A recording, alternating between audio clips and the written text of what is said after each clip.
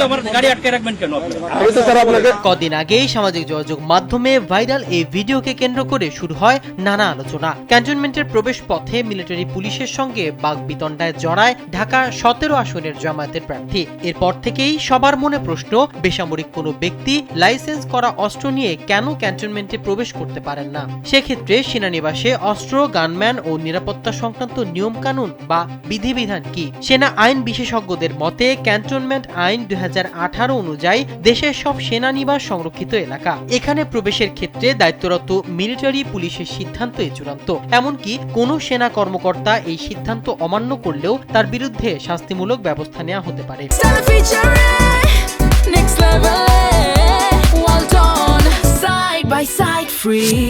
অবসরপ্রাপ্ত brigadier general Mohammad বাজিদ সরোয়ার বলেন, বেসামরিক কেউ লাইসেন্সধারী ব্যক্তিগত অস্ত্র কিংবা সরকার প্রদত্ত সশস্ত্র দেহরক্ষী নিয়ে সেনানিবাসে প্রবেশ করতে পারবেন না। এই নিয়ম মন্ত্রী, ভিআইপি, পুলিশ বা অন্য যে কোনো সরকারি সংস্থার ক্ষেত্রেও সমানভাবে প্রযোজ্য।